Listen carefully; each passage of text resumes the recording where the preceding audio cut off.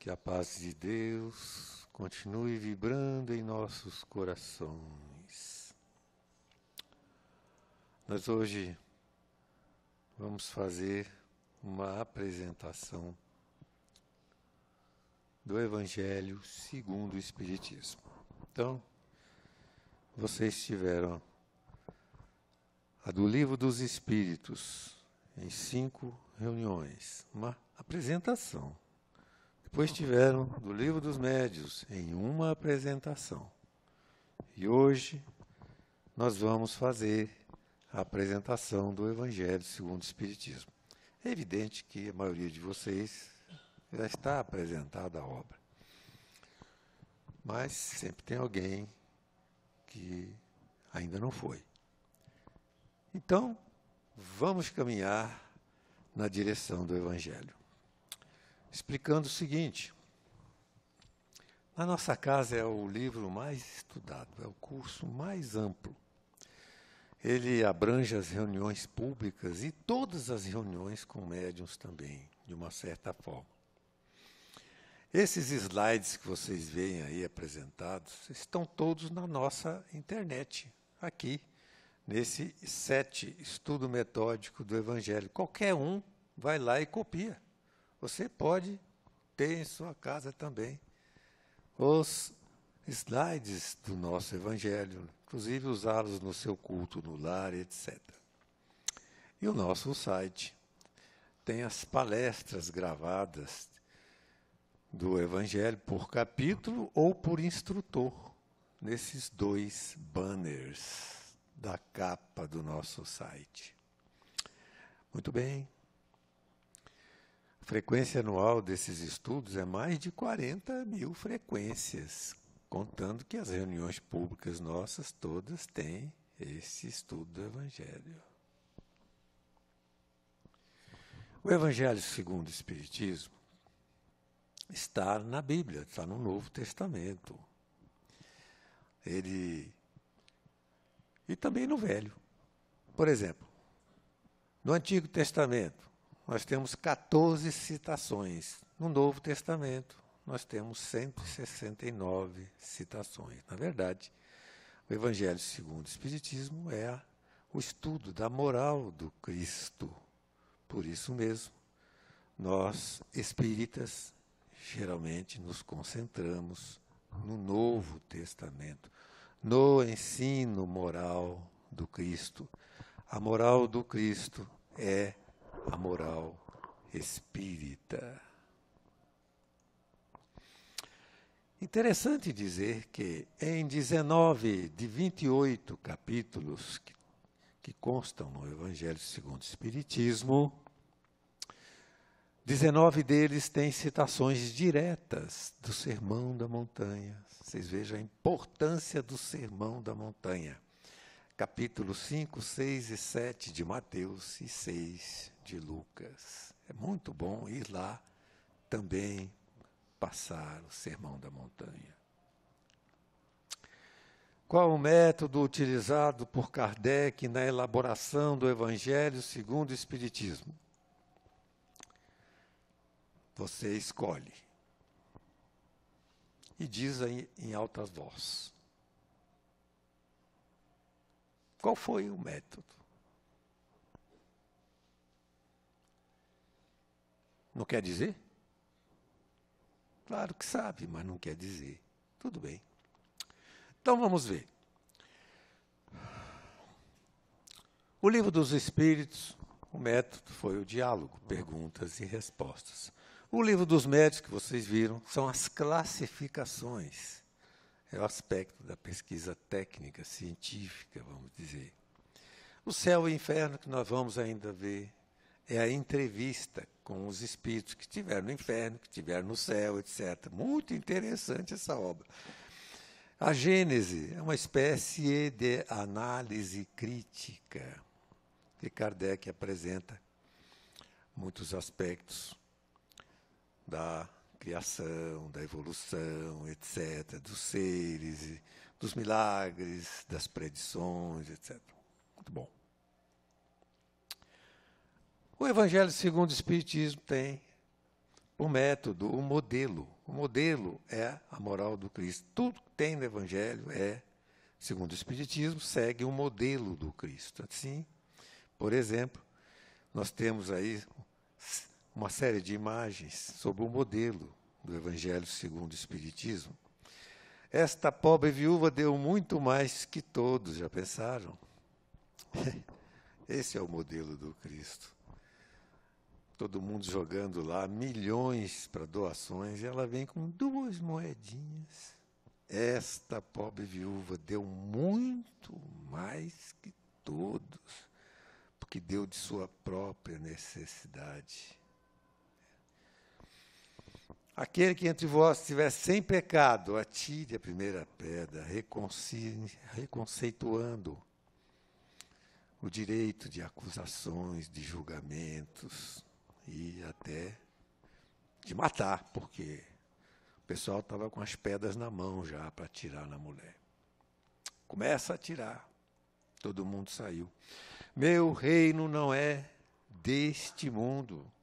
Abrindo a mente da criatura para a existência de algo mais além da terra, que é muito mais que a própria terra.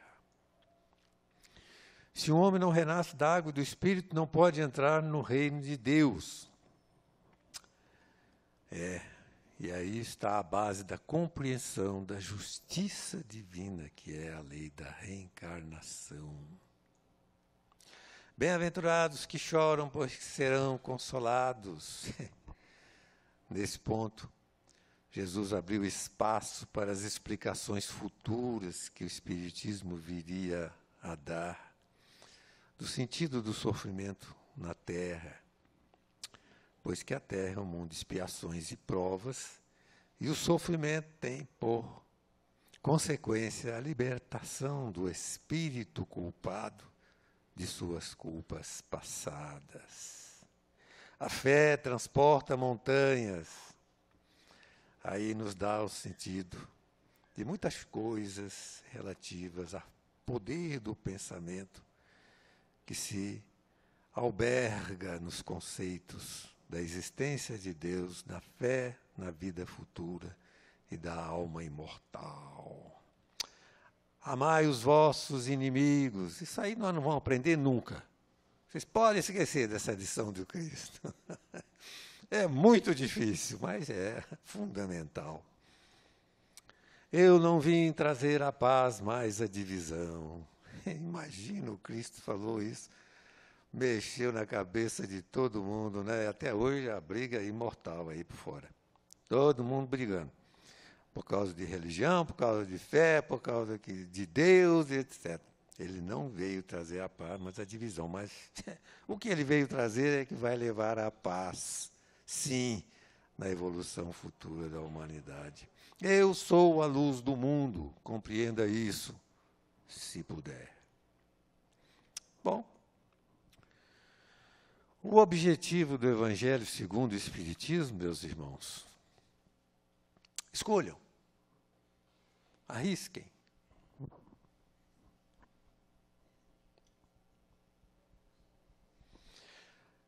Já vi que vocês não querem nada. Bom, o objetivo do livro é o seguinte. Afirmou Kardec, olha, os evangelhos, aquele da Bíblia, os 4 evangelistas, Marcos, Lucas, Mateus, João, podem ser divididos as tarefas do Cristo na Terra em atos comuns da sua vida, os milagres, as predições, as matérias que deram origem aos dogmas da Igreja, como céu, inferno, purgatório, anjos, demônios, etc. E o ensino moral do Cristo. O objeto, aquilo de que trata o Evangelho, segundo o Espiritismo, é exclusivamente isso, que é a alma das religiões e dos evangelhos, dos evangelistas, dos 4 evangelistas. Código moral de moral universal, sem distinção de culto. É um código de moral, se você sair, por exemplo, pegar um disco voador aí, o dia que você conseguir encontrar um. Entrar nele e viajar pelo universo com seres mais evoluídos, você vai encontrar esse código moral funcionando no universo. Código de moral universal. Eu não sei se esse universal é o universo infinito ou se é só a Terra, né? Mas está escrito isso, viu? Importante, meus irmãos. É importante.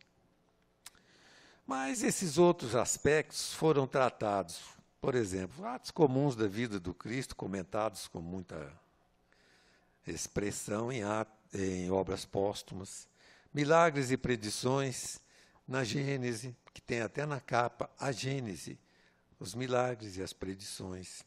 O céu e o inferno comenta os dogmas, aquelas palavras que deram origem aos dogmas da igreja. Tudo foi comentado pelo Espiritismo. Mas o Evangelho, o objeto dele é só o ensino moral do Cristo. A autoridade da doutrina espírita está na introdução do Evangelho segundo o Espiritismo. Então vamos lá, para vocês, mais uma vez. Vocês que têm tanta vibração positiva, que querem tanto expressar suas opiniões. Por onde Kardec iniciava o controle do ensino dos espíritos? Pela razão, pela concordância dos ensinos ou pela opinião universal dos espíritos? Arrisca aí, 1, 2 ou 3, pronto, mais fácil de falar ou de mostrar. Pode mostrar, já arriscaram aí. Então. Por onde Kardec iniciava o controle? Pela razão. O primeiro controle de tudo que vier que aparecer do mundo espiritual, através de qualquer médium, mediunidade, em todos os tempos, o primeiro controle, sem contradito, é da razão, ao qual é preciso submeter, sem exceção, tudo que vem dos espíritos. Se não passar pela razão, lixo. Até mesmo no Livro dos Médiuns, Kardec explica que mensagens mais amplas, ele selecionava os trechos que a razão admitia, os outros ele mandava para o lixo. Não é? Muito bem. Mas a concordância dos espíritos também é fundamental para que alguns princípios da doutrina espírita possam ter sido estabelecidos. Imagina se princípios tivessem divergência na opinião dos espíritos, né? Então, Kardec explica, opinião pessoal nada vale. A opinião universal dos espíritos é fundamental para que se estabeleça a doutrina. Se estabelecesse a doutrina espírita. Razão e concordância dos espíritos. Opinião pessoal, eu tenho a minha, você tem a sua. Importantíssima. Se nós não tivéssemos opinião, nós não seríamos nada nem ninguém. Imagina você conversar com um sujeito que não tem opinião. É horrível. O sujeito só sabe citar os outros, ele tem memória boa, ele fala dos filósofos, fala disso, fala daquilo, mas não fala do que ele pensa. É um covarde, na verdade, às vezes. Um fingido. Porque, às vezes, ele tem opinião e não tem coragem de dizer. Não é interessante essa vida? Não é? Eu acho. Os precursores da doutrina espírita, explica Kardec em O Livro do Evangelho, na introdução. Os precursores da ideia cristã, não é só do espiritismo, não, da ideia cristã e do espiritismo. Sócrates e Platão, está aí. Vocês imaginem. Sócrates tomou cicuta no ano 399 antes do Cristo. Quer dizer, praticamente 4 séculos antes ele desencarnou e viveu 70 anos de idade. Então, muito bem, morou lá atrás. Imagine aqui, vocês observem o que está escrito aí e me digam quantas dessas expressões foram ditas por Sócrates e registradas por Platão, porque o Sócrates não escreveu nada. Quantas dessas? 2, 5 ou 10? Cada coisa, hein? 400 anos antes de Cristo. Cada coisa, hein? Muito bem, para não sacrificar vocês com opinião, etc., eu vou logo dizer a resposta, é 10. E no Evangelho segundo o Espiritismo tem uma relação de 20 e poucas, que é amplo o negócio. E por isso mesmo, Kardec chama a atenção que o Espiritismo, como fenômeno, como ideia, como princípio e tal, existiu sempre na história da humanidade. Ninguém penetrou no registro do mundo espiritual como ele o fez, porque ele foi o codificador desses conhecimentos todos. Ninguém penetrou, mas Sócrates e Platão, 400 anos antes de Cristo, já falavam de coisas que o Cristo veio confirmar. E que o Espiritismo, 2.000 anos depois, quase, também veio. 2.000 anos? Não, 2.200 anos. É brincadeira, meus irmãos, o valor dessas duas criaturas. O projeto do Cristo. O projeto do Cristo para a humanidade, meus irmãos, é amar. Exclusivamente amar. É aquilo que nós não conseguimos. Amar. E ele deu todos os fundamentos, todos os caminhos, discutiu todas as formas, tudo o que acontecia na sociedade da época, que vale para hoje, etc. Ele fez tudo. O problema era amar, a essência, o projeto dele para a nossa humanidade é amar. E o Evangelho segundo o Espiritismo, codificado por Allan Kardec, é exatamente a extração dos ensinos do Cristo, dos seus ensinos morais, que são o fundamento do amor. Em 28 capítulos. Interessante, eu gosto dessa divisão, mas ela é minha, não é de Kardec. Eu gosto.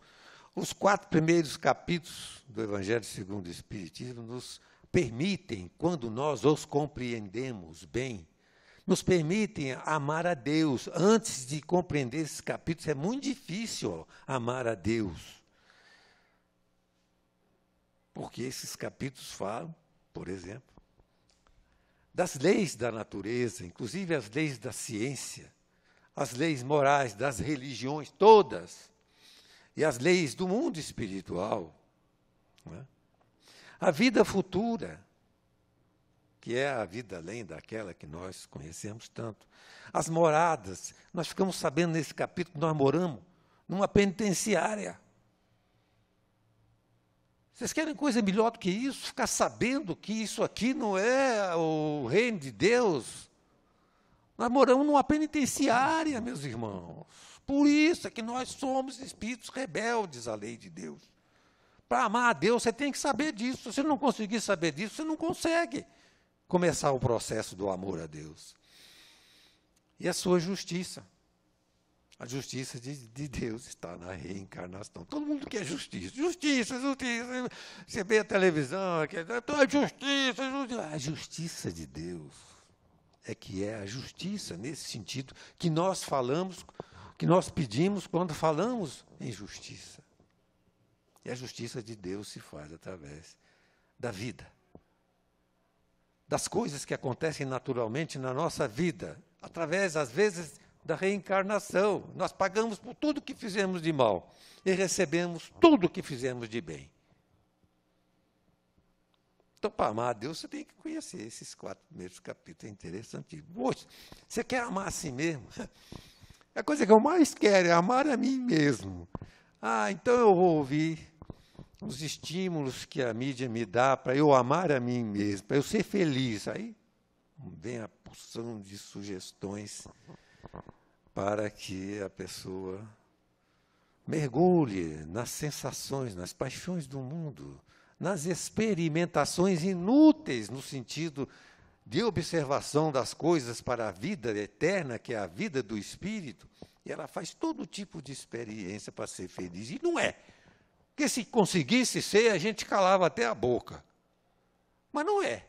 Passa um tempinho, está no psiquiatra, está no psicólogo, está no parapsicólogo, tá, etc. Então, aqui vem as bem-aventuranças de Jesus. Bem-aventurados os aflitos, aflição é pagamento de coisas necessárias à sua felicidade futura. Felizes os humildes. Imagina, nesse mundo de hoje, ninguém quer ser humilde, todo mundo quer ser o top. Felizes os humildes, disse Jesus, porque é deles o reino dos céus. É uma coisa que nós não vamos conseguir nunca, pelo jeito. Mas é preciso começar a pensar no assunto. Felizes os puros de coração, porque verão a Deus. Jesus estimulando o homem a se limpar inteiramente no pensamento, nas palavras, nas ações e etc. Felizes os brandos e pacíficos, porque obterão a terra. A terra será deles, significando isso que quando a terra entrar no processo da regeneração, que ainda... Dizem uns aí que já entrou no processo, no início. Isso aqui vai virar um paraíso comparado com hoje. Então, a terra será habitada pelos espíritos brandos e pacíficos. Os outros vão para o inferno, vão para outros lugares do universo, vão para outras penitenciárias, mas não vão ficar mais na terra. Eu estou exagerando, mas é mais ou menos isso, em outras palavras, o que está escrito por aqui. Bem-aventurados os misericordiosos, porque obterão a misericórdia. Gente, nós nem imaginamos quanto precisamos de misericórdia. Vamos olhar a história da humanidade, é a nossa história, meus irmãos, já falei isso aqui. Nós já fizemos coisas incríveis. É como Jesus, naquele julgamento daquela mulher, foi pego em adultério, estava todo mundo com uma pedra na mão para jogar. Atira logo! Quem estivesse em pecado. Nós temos coisas muito difíceis para nossas almas, para enfrentar. Nós precisamos de misericórdia, nós precisamos de perdão alheio. Então, nós temos que dar também, porque tem gente que depende de nós. Muita gente nos maltratou, judiou-nos. Nós fomos escravos, nós fomos maltratados, nós fomos mortos, etc. Não vou querer entrar nisso. Então, para amar o próximo, tem também essa sequência de capítulos cujos títulos dizem tudo. Ama teu próximo como a ti mesmo. Ama os inimigos. Jesus colocou isso no mundo, meus irmãos. Amar inimigo. Só um espírito daquela grandeza podia dizer isso com esta força de expressão e ser ouvido, e ficar escrito, e ficar até hoje sem ser compreendido, mas estudado por nós, por exemplo. Que fazemos até alguns exercícios nesse sentido, de vez em quando. Como fazer o bem, família, etc. E os outros capítulos, 14 capítulos, dizem respeito à aplicação desses 14 primeiros. Quem não tem uma relação com esses 14 primeiros, dificilmente faz alguma coisa nesses 14 seguintes. Porque, essencialmente, são aplicações desses capítulos. Uma curiosidade.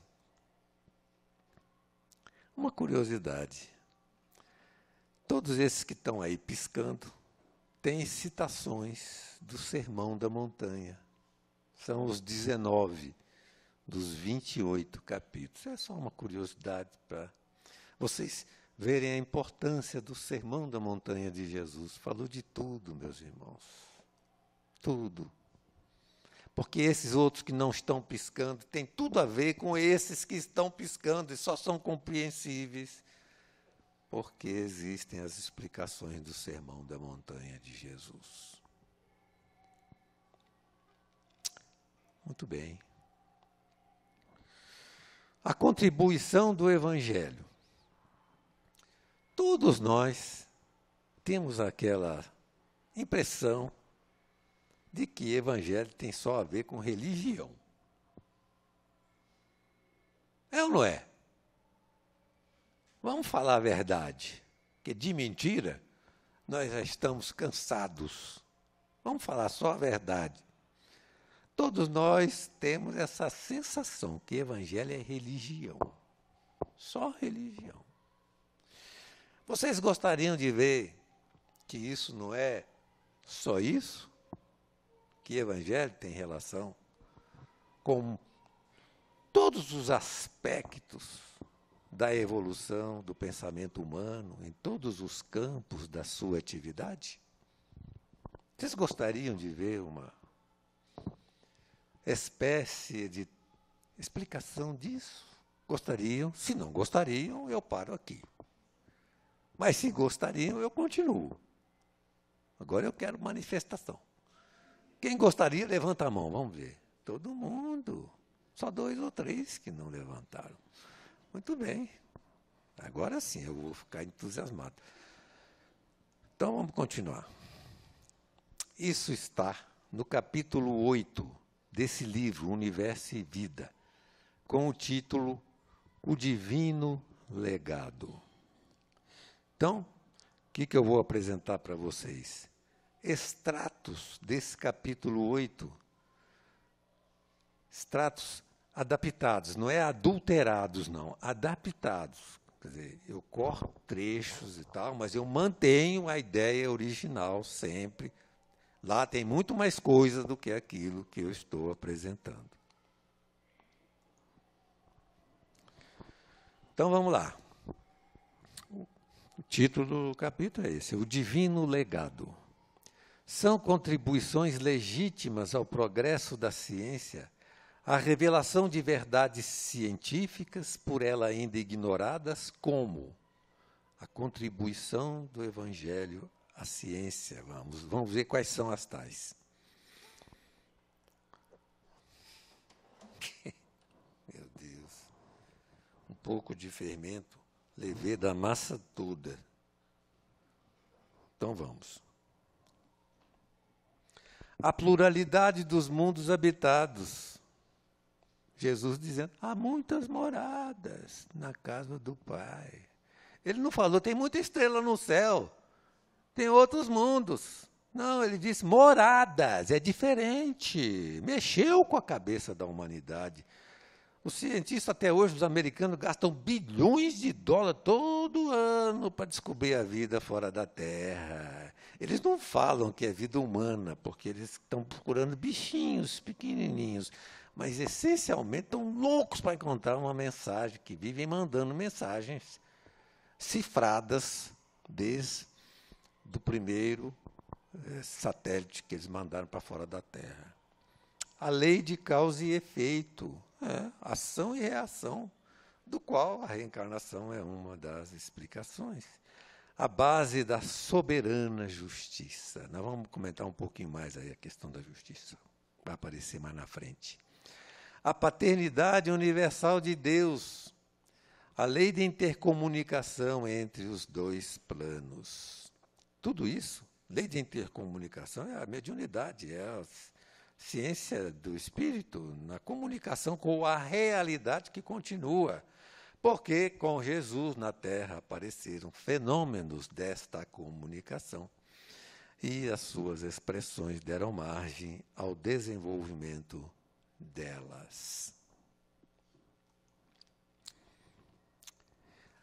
E a lei de compensação de valores, segundo a qual o amor cobre a multidão dos pecados. Porque se não cobrisse, nós não tínhamos como pagar tantas coisas que temos feito no nosso passado.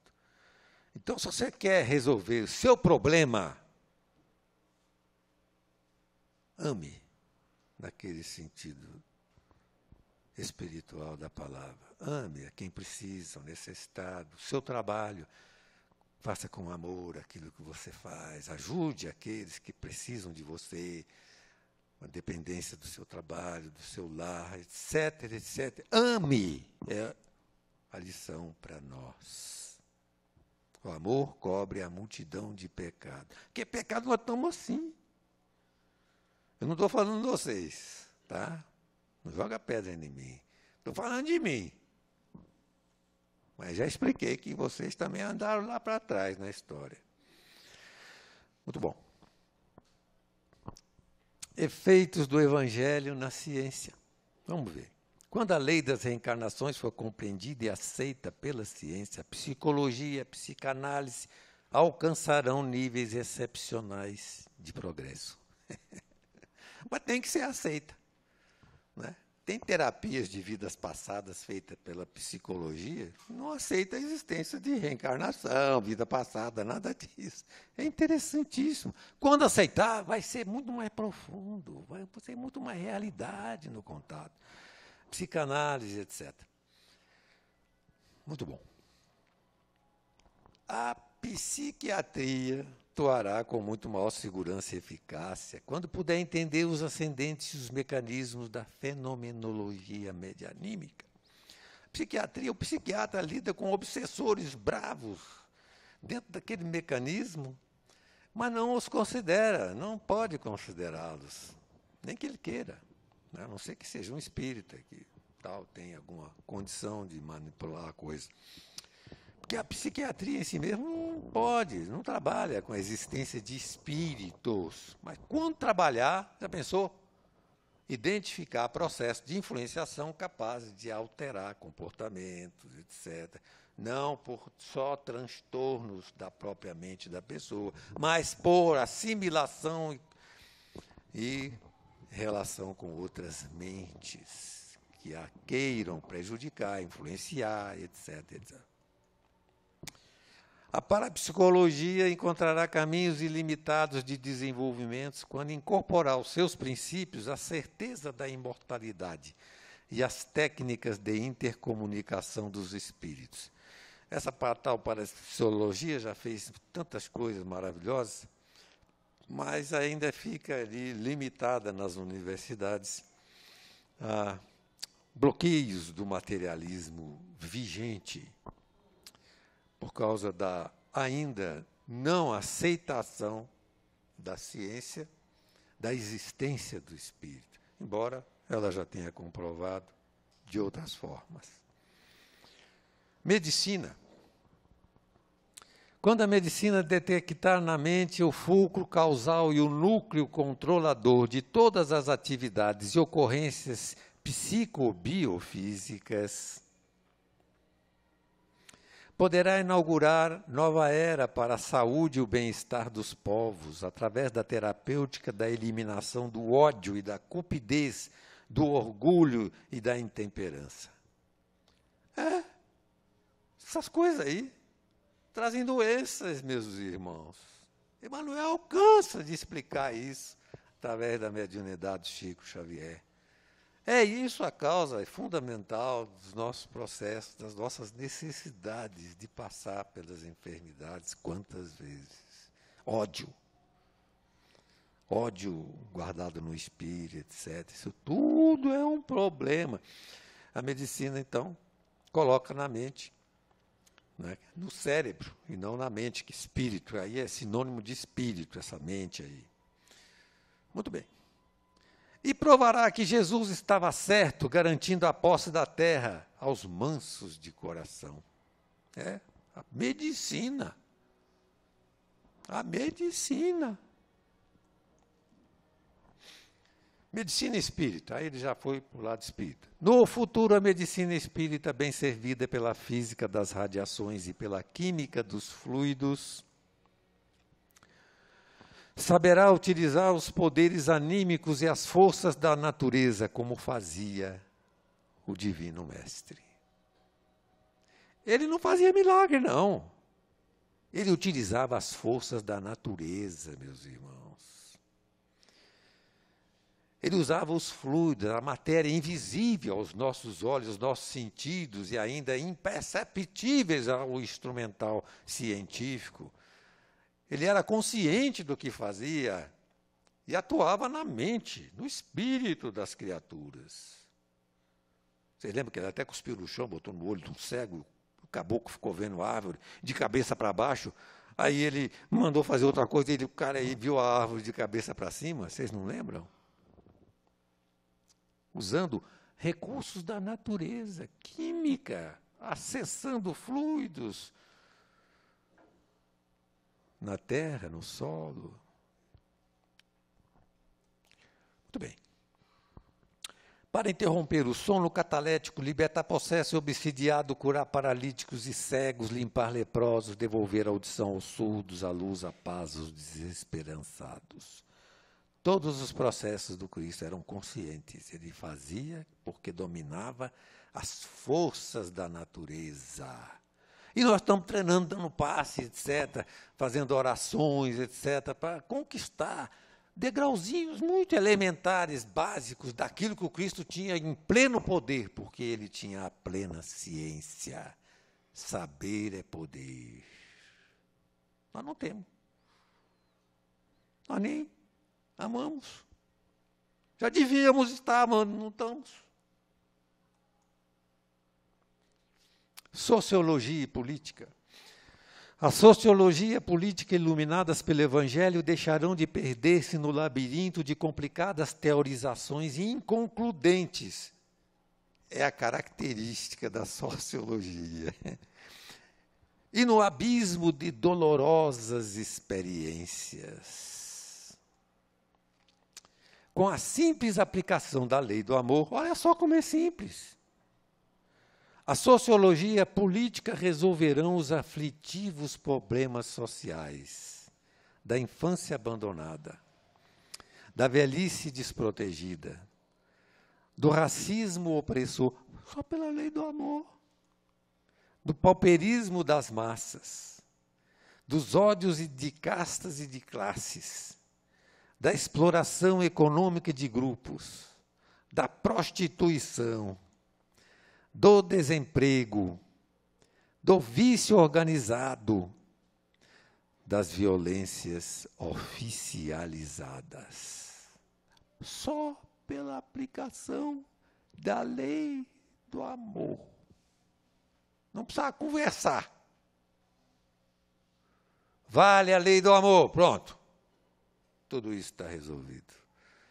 Mas para chegar nesse ponto, meus irmãos, nós temos que atravessar o Atlântico, do Brasil até a África, nadando, e chegar lá vivos. Esse é o tempo que nos resta. Gostaram da imagem? Ai, meu Deus. Vai acontecer. Isso não é história da carochinha, não, meus irmãos. E das leis iníquas também serão resolvidas. Leis iníquas. Tem para todo lado. Eu conheço, mas tenho uma raiva delas. Filosofia e ética. Se são ainda tão precários os conceitos filosóficos de ética, é o que mais é precário, né? Vamos botar a ética, aí começa aquela discussão infindável, etc. O que é, o que não é, o que pode, o que não pode. É porque os homens de pensamento não compreenderam ainda a divina moral de Jesus. Integral e eterna.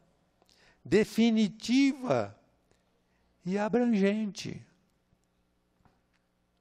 A moral não é relativa como pensam os homens, como estabelecem certos princípios de ética, a ética que lá da filosofia, por exemplo, do materialismo, a filosofia dos políticos da esquerda, dos políticos da direita, etc. Cada um tem sua ética. A moral que está por trás da ética, que é a essência da ética, vamos dizer, não é relativa, não. Não é mutável em função dos costumes, das culturas e das épocas.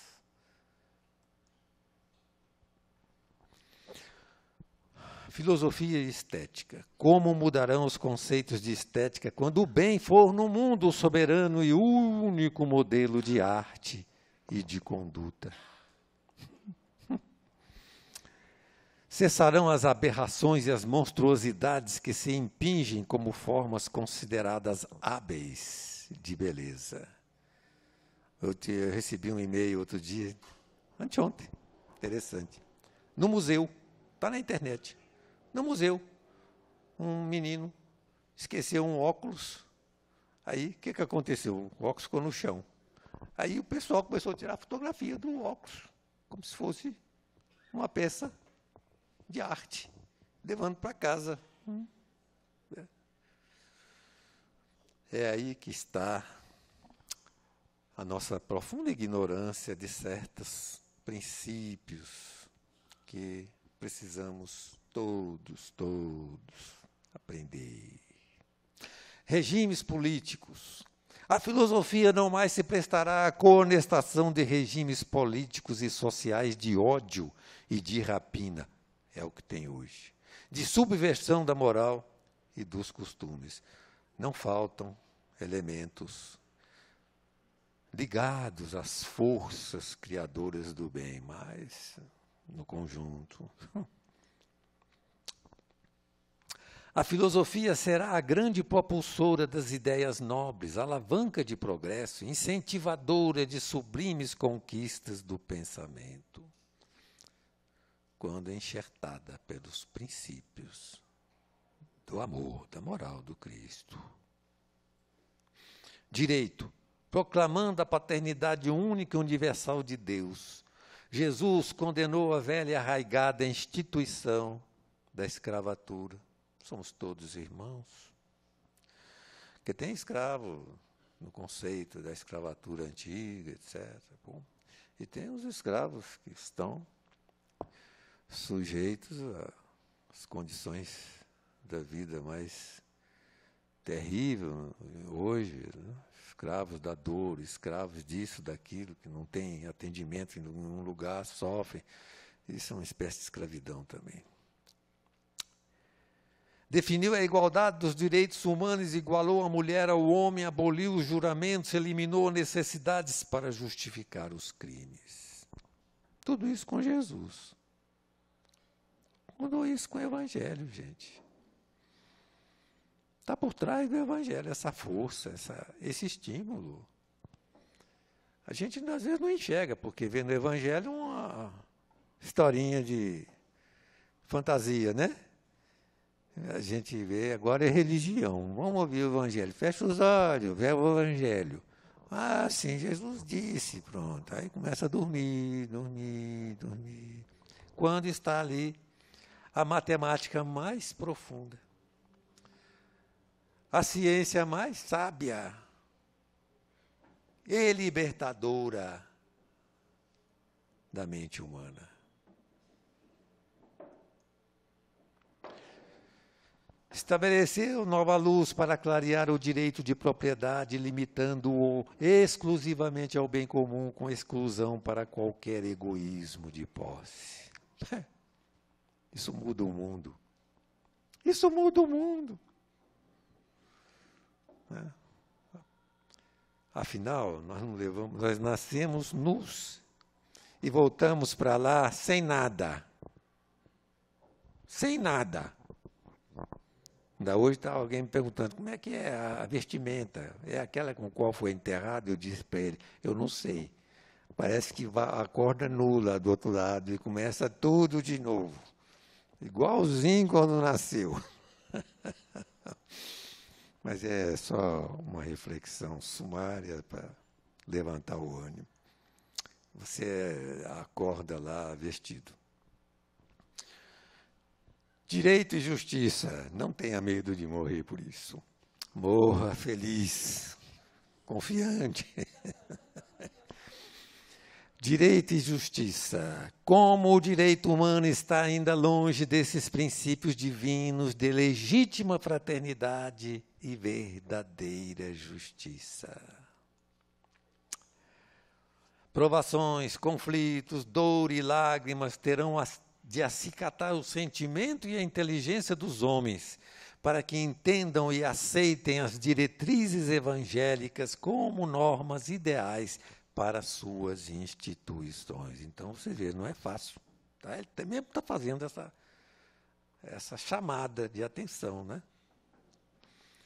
Provações, conflitos, dor e lágrimas vão acicatar a inteligência e o sentimento. Dói no coração, dói na razão. Até lá, a sabedoria do mestre continuará aparecendo aos doutos juristas do mundo.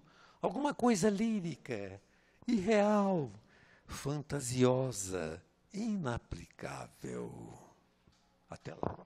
Mas lá vai chegar. E quando chegar lá, vai ser aplicada e aceita por todos. Religião no futuro, imagine.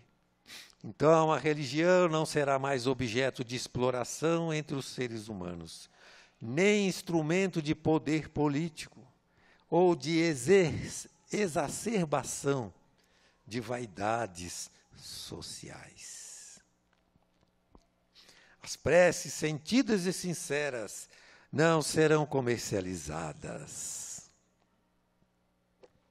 E os maiores dentre os irmãos serão, invariavelmente, os servidores de todos. Não queiram ser os maiores. Tem que servir a todo mundo. É melhor ficar... Não.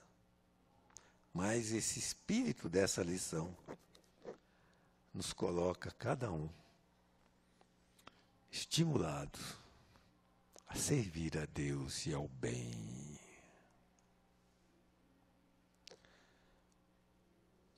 The end. Então, meus irmãos, pensemos no Evangelho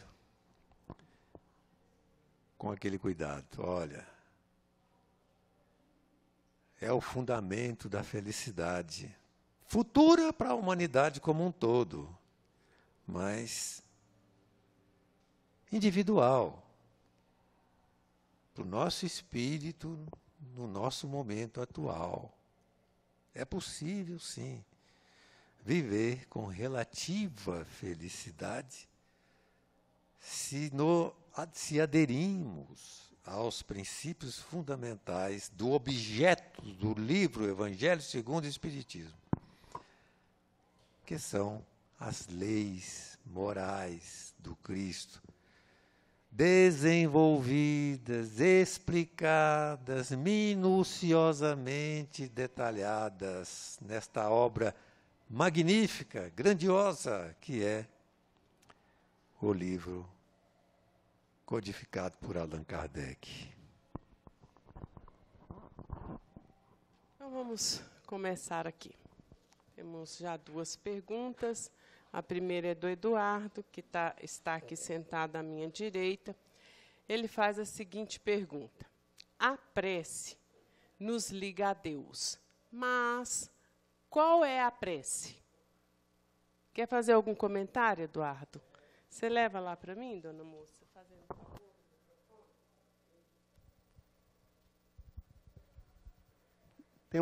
Tem uma passagem que Jesus que já tem um diálogo lá, uma informação no Evangelho que você entra em segredo, né?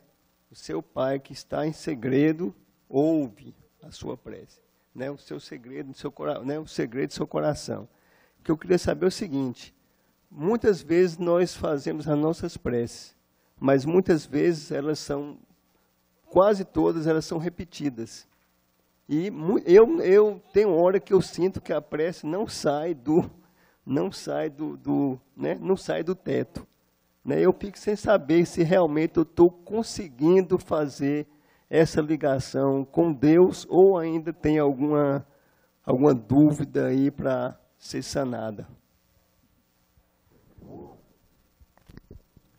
Esse é o desafio que nós temos, porque a prece, não é? Ela, para atingir os seus objetivos, é aquela que sai do nosso coração, é aquela que expressa o nosso sentimento, é aquela que exterioriza os nossos desejos de aproximação com Deus, o nosso Pai. Esta é a verdadeira prece. Mas, diante das nossas limitações, diante da nossa incapacidade ainda de fazer essa exteriorização, é evidente que a bondade divina não deixará também de avaliar os pedidos que às vezes não expressem totalmente esse sentimento. e os espíritos bondosos que estão ao nosso lado e que também são emissários de Deus, o nosso Pai. Porque as preces que fazemos, elas são atendidas por Deus, todas elas. As preces que fazemos aos bons espíritos, elas também são atendidas por Deus, é Deus que atende tudo. E esses espíritos que estão ao nosso lado, evidentemente, verificando essas nossas dificuldades, intercedem em nosso benefício. Não é? Agora, o nosso grande desafio é esse. Esse é o nosso desafio. Como buscar e atingir esta aproximação com Deus? Porque a prece é o instrumento de comunicação. Tá? No livro dos Espíritos, explicando muito bem, o Evangelho nos mostrando, não é, as capacidades, a potencialidade que a prece representa, estabelecendo uma relação, uma vinculação através dos nossos pensamentos. E é essa busca, o exercício contínuo. E isso é possível, não é? Nós conseguirmos, não é uma coisa simples, mas as nossas reflexões, abrir a nossa mente no pensamento de Deus, que é Deus, como nos aproximarmos de Deus observando as coisas da própria natureza que nos envolvem, são exercícios que nós podemos realizar e devemos nessa busca, não é, para um dia efetivamente conseguir, Eduardo, o que você colocou aí como um desafio para você e que é também o nosso desafio.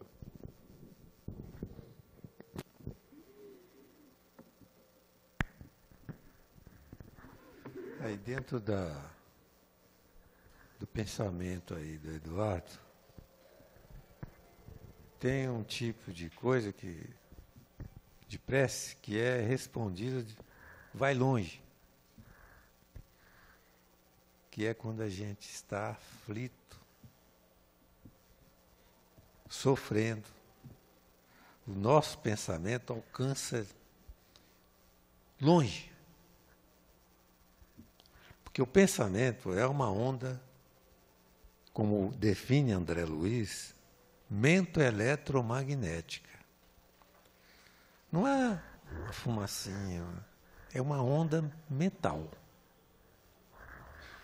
Perfeitamente caracterizada em seus parâmetros, entre aspas, físicos. No campo da ciência espiritual. Então nós temos que pensar com intensidade, nós temos que sentir, para projetar de nós algo que busque ou que atraia. Não é repetindo sem saber o que está repetindo, sem pensar no que está repetindo e sem sentir o que está repetindo, seja lá que oração for. É pensamento, é sentimento. Então, Edilson colocou muito bem. E a prece mais forte que fazemos é sempre a da dor, quando estamos debaixo da dor. Mas fora do campo da dor, da aflição, da prova que estamos passando, etc., nós temos, sim, possibilidade de aumentar a nossa capacidade de comunicação com o alto, com os bons, com os anjos, com os nossos anjos guardiães, com os espíritos que nos protegem, com Deus, etc. Todo dia, dando atenção à importância disso. Quanto mais treinamos, melhor ficamos em todas as matérias, inclusive na área do pensamento, do sentimento. Todo mundo sabe disso. Né? Todo mundo intuitivamente sente que isso é assim. Né? Agora, quando nós estamos muito necessitados, até os bons nos ajudam, sem que a nossa prece seja feita. Né? Porque se você tem um amigo, está vendo o miserável do amigo sofrendo, você ora por ele. Você sente Meu Deus, meu amigo, meu irmão, meu filho, meu pai, minha mãe, meu vizinho. Gente que me tratou tão bem, gente que me deu a vida, me deu. Então eu sinto e peço, e aquilo chega nele. Então, a prece tem uma opção de nuances. São os 2 últimos capítulos do Evangelho segundo o Espiritismo. A prece do Pai Nosso foi ensinada por Jesus no Sermão da Montanha.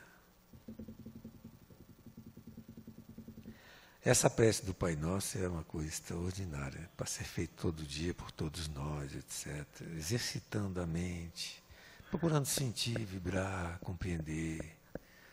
Não é repetir palavras, sentir, vibrar, raciocinar, razão, emoção, tal, etc.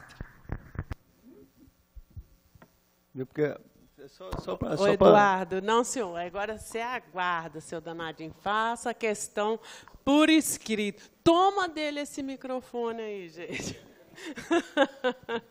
Faz por escrito, por favor, tá? Jéssica, ali.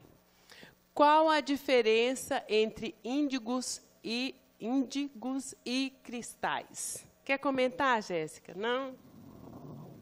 Índigos e cristais. E cristais.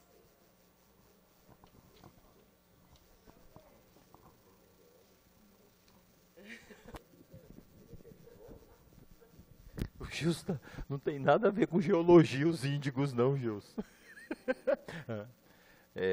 São, pelo que quem defende, quem escreveu a esse respeito, não é, sobre essa temática, foi Divaldo Franco, colocando e desenvolvendo as ideias de crianças, de espíritos, que nasceram trazendo características, não é, no campo da abertura mental, e que se expressam no dia a dia com desenvolvimento muito mais acelerado do que o que normalmente nós observávamos nas crianças de algum tempo atrás. Diferencia ele, as crianças índigos das cristais, não é? Pelo que eu me recordo do que eu li pouco a esse respeito, que as crianças, não é, as cristais, elas apresentam um desenvolvimento no campo, né, moral um pouco mais avançado do que as crianças índigos. Mas os 2 campos não são espíritos que nós podemos dizer já atingiram altos campos da evolução. São espíritos que expressam desenvolvimento e habilidades, né, mas que têm ainda muito a desenvolver e a crescer. É pouco que eu sei, não é uma área que eu tenha conhecimento pleno, portanto, eu vou ficar por aqui para não estar falando bobagem. Se o Gilson tiver alguma coisa a comentar também, né, você também está ficando, sabe, não é, então, infelizmente, vocês vejam que tem hora que vocês pegam a gente, está vendo, nós vamos pegar isso aí agora e vamos ler, eu vou procurar isso, não é? Quem sabe vocês fazem essa pergunta lá no Tirando Dúvida, e nós damos uma resposta mais clara aí para vocês. Olha, esse tipo de assunto é o Divaldo que andou falando isso no movimento espírita, né? Não é doutrina espírita isso. Então você pode muito bem pegar a internet, bota lá índigos e cristais. Divaldo Franco, você deve, eu não tenho certeza, você deve encontrar, porque eu já vi palestras dele sobre isso, fazendo referência a essas coisas há muito tempo atrás. E, inclusive, li um livrinho dele que tem referências dessas coisas. Mas é isso.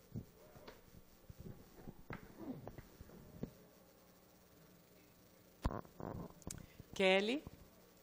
Cadê? Lá atrás. Lá atrás. Ai, desculpa, Kelly.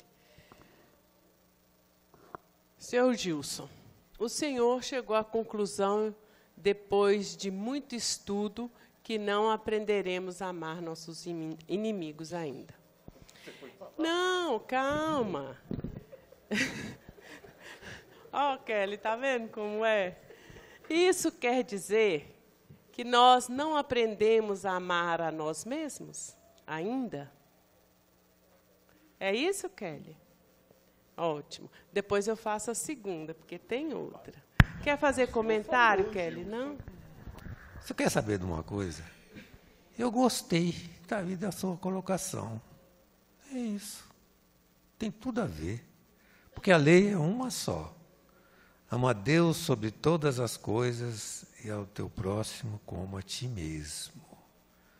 Realmente, a conclusão de Jesus é o ti mesmo, amar a si mesmo. Se você não consegue se amar, provavelmente você não ama o inimigo.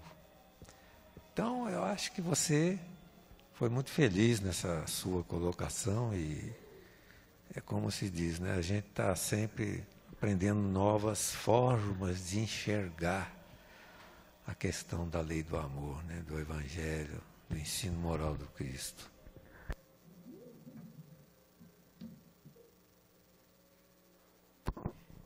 A Kelly pede um comparativo de humildade, brandura e pacífico. Passividade. Ela quer um comparativo, pois que muitas vezes achamos que ser humilde, pacíficos e falar amém resolve tudo. Quer comentar, Kelly? Não? Deixa eu começar com a humildade, depois você vai pensando. Eu vou começar com a humildade, ele depois vai pensando nas outras aí para ver se ele destrincha esse garfo. Seguinte, a humildade. Tem muita gente que faz confusão com a humildade, né? Eu conheci muitos, inclusive, que pensa que ser humilde é ficar com aquela postura fingida, não é? Mas se você dá uma chuchada no camarada, você vê que nada daquela aparência é realidade. Então, a humildade no ensinamento moral do Cristo vai muito além disso. É um sentimento que começa com a certeza da igualdade, da fraternidade universal. Você enxergar o outro não acima e nem abaixo, mas no nível da filiação de Deus. Ele pode saber mais que você, em muitas coisas, até muitas demais, e pode saber menos em algumas. Mas ele, o humilde, trata todo mundo com nivelado, com igualdade, com respeito. Respeito verdadeiro, não é respeito formal, porque se não respeitar vai preso. Esse respeito não é respeito, é exercício de respeito futuro. Necessário muitas vezes em muitas coisas no presente. Então, vocês vejam, se nós formos fazer reflexões sobre o aspecto humildade, nós crescemos em exercício simples. Olhar as outras pessoas fazendo esse exercício. Fazendo esse exercício. Nem acima, nem abaixo. Somos irmãos em Deus. A necessidade dele, no momento, pode ser maior do que a minha em algumas coisas, mas a minha pode, no futuro, ser maior do que a dele em algumas outras coisas. E a mão dele é que vai me ajudar. Olha, meus irmãos, o negócio é muito mais amplo do que isso, mas isso é uma das formas de começar a ver. Não ficar fingindo humildade, que nós não conseguiremos ser humildes com fingimento. Mas isso é sentimento. Sentimento. Não é? Que pode ser exercitado, sim. Nós podemos, sim, amanhã sermos mais humildes do que temos sido hoje. Né? Agora, a gente às vezes está fazendo exercício, aí acontece uma coisa assim, tal, aí a gente se vê como é, né? né, de rompantes, orgulhosos, de expressões grosseiras, etc, etc. Aí é que a gente vê que não é humilde. Portanto, devemos fazer, sim, esse exercício, considerar esse um fator importante, porque, vejam bem, a promessa que Jesus fez aos humildes é o reino dos céus. Os brandos e pacíficos é o da terra regenerada. Os humildes é mais que isso. Portanto, meus irmãos, se nós estamos numa cadeia, aprisionados na terra, isso aqui é uma prisão, uma penitenciária, nós temos que reconhecer que não o somos. Né? Uns são melhores que os outros, claro. Tem gente que é excessivamente cruel uns com os outros, tal, na relação. Outros são generosos até, etc. Eu me lembro de tanta gente que me tratou muito bem desde a minha infância, etc. Não os esquecerei jamais. É esses que a gente não se esquece, os humildes. Os orgulhosos, né, a gente tem vontade de esquecer e às vezes não consegue, porque ficou machucado. Mas é melhor perdoar. Porque se não perdoar, o problema é nosso. Machuca a gente. Ferida dentro de nós, muitas vezes começa com a falta desse perdão. É sim, vocês desculpem essa conversa longa, mas vamos passar para o Edilson, que ele está bem preparado para dar a continuação das coisas. Interessante que o Gilson estava falando, e eu pensando aqui, né? Bem-aventurados os brandos e pacíficos, porque herdarão a terra. É a promessa do Cristo. E as pessoas também confundem um pouco a questão da brandura e da passividade. Ser brando e pacífico não é aceitar todas as coisas. Ser brando e pacífico é não agir com os princípios da violência, que podem maltratar o espírito, fazendo com que ele assuma, diante da própria justiça divina, processos dolorosos que terão que ser resgatados. Ser brando é agir de acordo com os princípios da justiça, sim, quando for necessário. E eu me recordo muito uma figura que nós todos espíritas aprendemos a amar, que é a figura de Bezerra de Menezes, que sempre expressou brandura, passividade, mas que nunca deixou de agir com energia quando era necessário. O movimento espírita brasileiro muito deve a ele, pelas ações energéticas que assumiu nos momentos em que o movimento espírita necessitou, ele ali esteve. Dizem muitos agindo até com mão de ferro,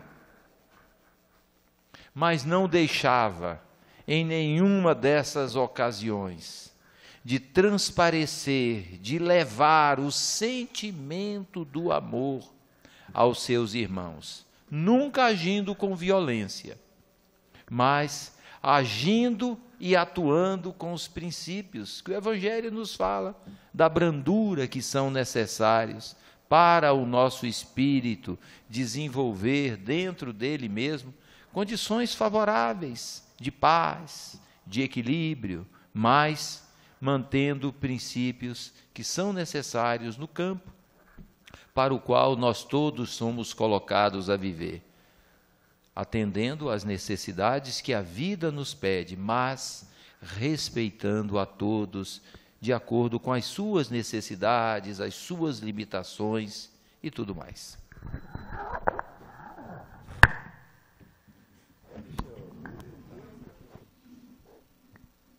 As equações do Evangelho são complexas. Essa é uma surpresa, às vezes, que as pessoas têm. Pensa que evangelho é aquela historinha para boi dormir. Não é não. As equações do evangelho são complexas. Têm raízes profundas.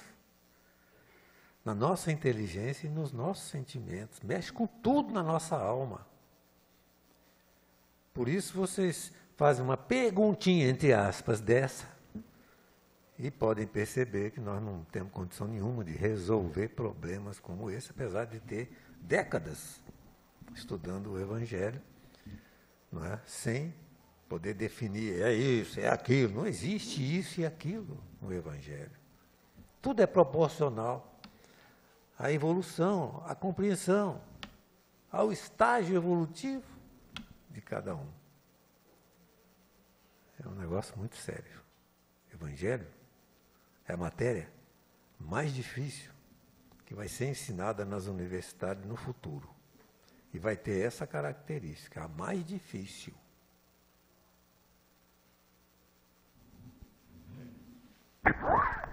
Se você fosse montar um polinômio da complexidade do Evangelho, qual seria o grau dele? O grau dele? É. Não, eu aí não faria isso que você está querendo. Não? O que é que você faria? Eu não faria isso, não. Olha, a dificuldade do Evangelho não está num polinômio de tantos graus, não. Muito bem. A dificuldade dele está na simplicidade, de a gente entender o simples. Porque não tem coisa mais simples do que o Evangelho que Jesus ensinou. Todo mundo entende, não tem ninguém que possa dizer, eu não entendo isso. E também as explicações que Kardec deu da justiça divina com a reencarnação, etc., do Espiritismo. No Espiritismo. Então, a complexidade do Evangelho, a dificuldade dele, o grau de dificuldade dele está na nossa adesão. Aquilo é, sim, o rumo certo, a nossa necessidade. É aí que nós temos que mudar o pensamento. Por quê? É porque nós temos milhares de encarnações passadas, meus irmãos.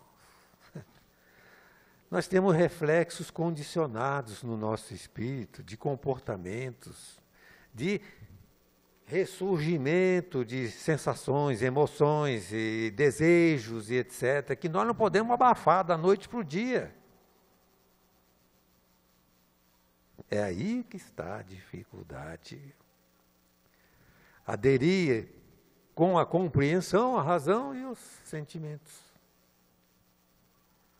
Abraçando inteiramente aquilo como uma verdade, uma necessidade, uma lei de Deus.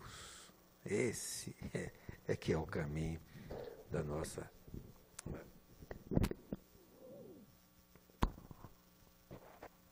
Márcia, aqui.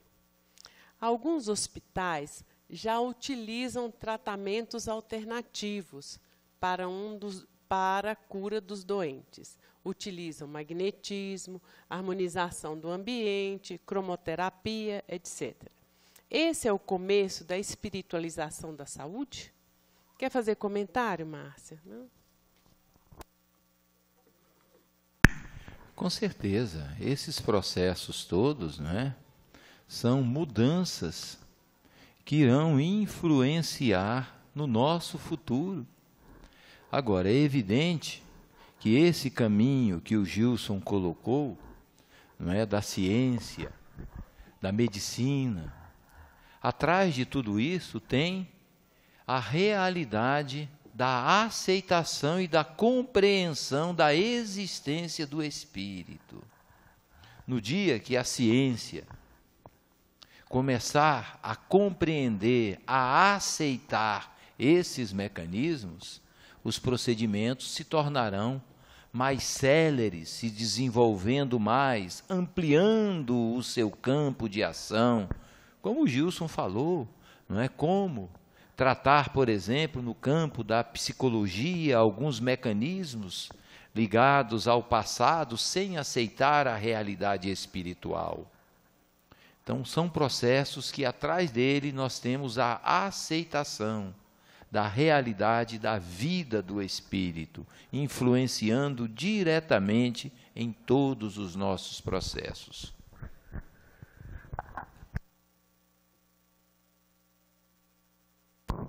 Marli.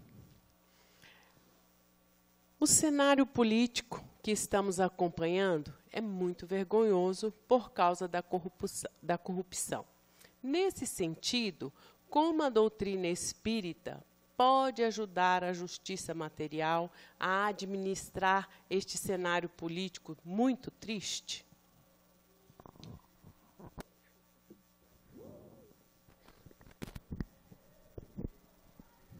Nós podemos ajudar isso tudo através das crianças, evangelizando as crianças e os jovens, né, quando possível, que o jovem já não é difícil, mas a criança assimila muito, elas aprendem. Atingir o grupo social amadurecido e muitas vezes envolvido já no processo, não é impossível. Através de palavras e querer ensinar moral, isso não tem como. Mas as crianças, elas aprendem. E quando crescerem e forem responsáveis na elaboração de leis, por exemplo, nas profissões, nos julgamentos, etc., terão a coragem moral de enfrentar situações mais difíceis, com grandeza de espírito, com visão aprofundada do interesse da alma, do espírito, além de todas as obrigações que são devidas à legislação que rege os interesses do homem material, e etc. E a coisa vai crescendo e é assim. Então, como o espiritismo pode influenciar nisso? Pela educação. É pela educação. Pela valorização do momento em que as almas estão assimilando as coisas que são possíveis de serem passadas. Porque as que já não têm mais condição de assimilar isso, é chover no molhado, como diz, né? Não tem, a gente não vê uma possibilidade, né? O Gilson falando aqui, eu estava pensando, o grande problema é que quando pensamos nessas questões, nós imaginamos mudanças que sejam a curto prazo, e a coisa, evidentemente, elas não ocorrem desta maneira. O processo por meio do que o Gilson acabou de falar, é um processo a longo prazo, auxiliando, fortalecendo as nossas crianças de um processo de educação, mas não é só orientando as crianças, é cada um também agindo de forma a transmitir esses conceitos, porque os nossos pensamentos geram nossos atos geram pensamentos nos outros, é um moto contínuo. Nós temos que orientar, educar as nossas crianças para que no futuro elas também possam agir, não é? Porque serão elas, não é? Os detentores das cadeiras que estarão legislando o nosso país. Se elas tiverem uma formação sólida desses conceitos e dessas ideias, evidentemente que elas influenciarão. Mas nós, no dia a dia também, podemos estar... Porque não adianta a gente estar orientando as nossas crianças e agindo de forma errada, dando exemplos errôneos e cobrando que os outros façam de forma correta, se nós mesmos estamos fazendo errado a todo tempo. Então, esses elementos, não é, são coisas que cada um tem que pensar. A tarefa da mudança, a tarefa da regeneração pela qual a Terra irá passar, não é tarefa que é delegada aos outros, é uma tarefa nossa, do trabalho pessoal de cada um, do exercício de cada um, do esforço coletivo que todos nós iremos empreender por isso. Portanto, se queremos essa mudança, é importante que façamos nós também as mudanças necessárias dentro de nós mesmos, no ambiente que trabalhamos, porque isso vai até da atividade nossa profissional. Como trabalhamos, como agimos com as responsabilidades que nos são entregues no dia a dia, como agimos com as tarefas que temos que executar. Tudo isso são coisas que nós temos que pensar. Transferimos para os outros, ficamos cobrando deles. Então, cada um tem uma tarefa nesse processo, mas é claro que a grande força está no processo da educação da criança. Estamos sem perguntas. Ainda temos 4 minutos. Então eu vou contar um caos. Eu, quando estava começando aqui no Cefac, isso tem 40 mais 47, 45. Já tem uns 40 e tantos anos. Eu fui em Palmela e eu fui lá várias vezes. No tempo de Jerônimo Candinho, que a gente tinha relações com aquela cidade, hoje a gente não tem mais. Mas a gente tinha com o tempo de Jerônimo Candinho, Dudão, etc. E cada vez que eu ia lá, eu ficava impressionado. Eles eram muito, assim, aplicados ao tratamento espiritual das pessoas e tal. E era o Evangelho, só o Evangelho. A leitura, todas as leituras, todas as coisas que aconteciam lá, era tudo no Evangelho, no Evangelho. Eu ia lá uma vez, 2, 3, fui lá várias, Evangelho, Evangelho. Que diacho, um dia eu pensei comigo. Esse povo não aprendeu o Evangelho ainda? Passar anos em cima daquilo, não aprenderam ainda? Eu já sei tudo, eu já li aquilo várias vezes, já sei. Eu tinha lido umas 3 ou 4 vezes só. Hoje, meus irmãos, passados 40 e tantos anos de estudo do Evangelho, agora é que eu sei que não sei. E cada vez que eu estudo, para fazer uma apresentação, um estudo, uma palestra, como se diz, etc., eu aprendo 1000 coisas. Não é? Com vocês aqui, sempre, em todo o curso, eu aprendo com as perguntas que fazem. Cada pergunta chama a atenção da gente para um aspecto que às vezes a gente ainda nem pensou nele. E aí vai. A vida lá fora mostra também circunstâncias que o Evangelho tem soluções e que a gente ainda não aprendeu, mas está lá. Então eu dou isso como testemunho para não desanimar vocês com relação ao estudo do Evangelho. Vocês vão morrer sem saber nada do Evangelho, igualzinho eu, que passei a vida inteira estudando e querendo saber. O Evangelho é uma coisa maravilhosa, porque não acaba. É a cabeça do Cristo. É a cabeça daquele que fez a terra, em nome de Deus.